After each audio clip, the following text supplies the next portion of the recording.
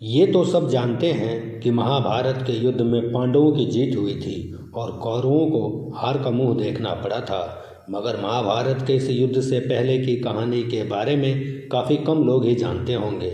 महाभारत की कहानी में विदुर भी थे जो काफ़ी शक्तिशाली थे, लेकिन इतने शक्तिशाली होने के बावजूद भी विदुर ने महाभारत के युद्ध में भाग नहीं लिया था।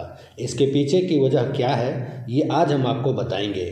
दरअसल विदुर के बारे में ऐसा कहा जाता है कि वे धर्मराज के अवतार थे और अगर वो चाहते तो इस युद्ध में अपने धनुष से पूरी सेना को एक ही बार में खत्म कर सकते थे, लेकिन इसके बावजूद भी वे युद्ध नहीं लड़े। तो चलिए अब आपको विदुर से जुड़ी इस रोचक कथा के बारे में बताते हैं।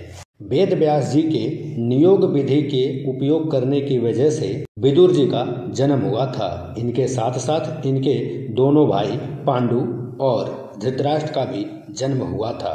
विदुर का जन्म एक दासी के गर्भ से हुआ था, लेकिन यह धर्मात्मा और काफी विद्वान थे। एक ऋषि मांडव्य के श्राप की वजह से विदुर ने दासी के पुत्र के रूप में जन्म लिया था। विदुर वास्तव में धर्मराज यमराज ही थे, जो कि आगे चलकर धृतराष्ट्र के मंत्री बने। जी हाँ, विदुर धर्म का पालन करते थे और वे चाहते थे कि धृतराष्ट्र भी धर्म के मार्ग पर ही चले, मगर अफसोस कि ऐसा नहीं हो सका और धृतराष्ट्र जब भी पांडवों के अहित की बात करते थे तब विदुर ही उन्हें समझाते थे। पांडवों का पक्ष लेने के कारण दुर्योधन विदुर से नफरत करता था और लक्षागृह के षड्यंत्र के समय भी विदुर ने युधिष्ठिर को सावधान किया था तथा उन्हें इससे बचने की मुक्ति भी बताई थी। विदुर जी के पास एक बहुत ही शक्तिशाली और चमत्कारी धनुष था जो उन्हें खुद भगवान श्री कृष्ण ने ही दिया था। ऐसे में अगर वे चाहते तो इस धनुष से एक ही बार में युद्ध को खत्म कर सकते थे, लेकिन उन्होंने ऐसा नहीं किया।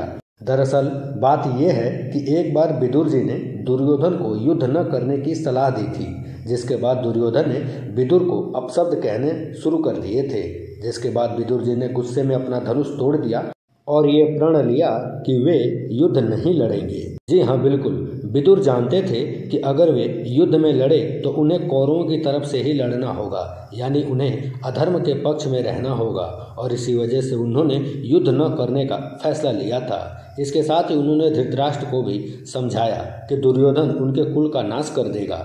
इस युद्ध का परित्याग करने में ही समझदारी है, लेकिन तब विदुर की बात किसी ने नहीं मानी और इसका परिणाम ये हुआ कि कौरव महाभारत के युद्ध में बुरी तरह से हार गए और लड़ते लड़ते मारे गए। तो इस वजह से इतने शक्तिशाली होने के बावजूद भी महाभारत के युद्ध में विदुर जी ने भाग नहीं लिया और युद्ध लड़ने से ही इनकार कर दिया था।